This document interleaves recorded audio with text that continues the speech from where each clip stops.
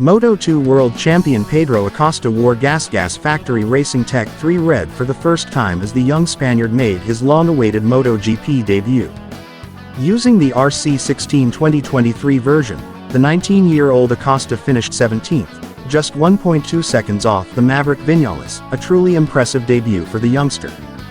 His confidence was not dented by a small accident in Turn 2 later in the day. Super happy. It was a really good experience and nice to have that step of feeling improvement during the day. In the first run we didn't touch any button or device. I just tried to understand what a MotoGP bike is, and how are the carbon discs, everything. Then focusing on the devices, the electronics and other areas to have a clear idea for the winter and also for Malaysia. Acosta's teammate Augusto Fernandez finished 14th after 72 laps. We worked on small details today and completed more laps here, the ones I didn't get to do in the race. Good laps and good pace and a good way to finish the year. I'm looking ahead to Sepang now because that's when we'll have the new bike and I'm keen to see how it is. I'm happy but waiting now for Malaysia. But aside from Acosta's debut, the other big talking point in the Austrian camp was Jack Miller's lap. It was the new 2024 bike.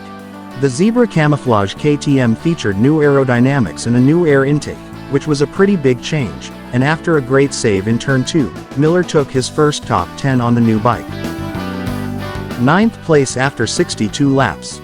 A busy day and the weather conditions were not ideal, but I'm happy enough. We tested a lot and we already have a clear direction for where we want to improve. We are working hard to make a broader power range. We tried some aero, and we made a step with grip today, so I'm happy with that. Pleased to have reached the end of the season.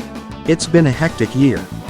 In second place, Binder's time dropped in the final 10 minutes of the test, but at Turn 5 on the next lap, the South African lost the lead and crashed.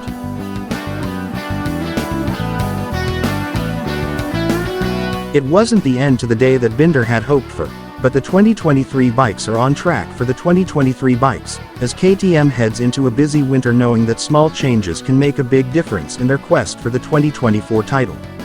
However, since the red sector was set, the speed was extremely fast. Replaces 2024 RC16. Today we tried a few different things with aero, some exhausts. We didn't have anything big or radical, but we learned a lot about what we did use, and that's the most important thing.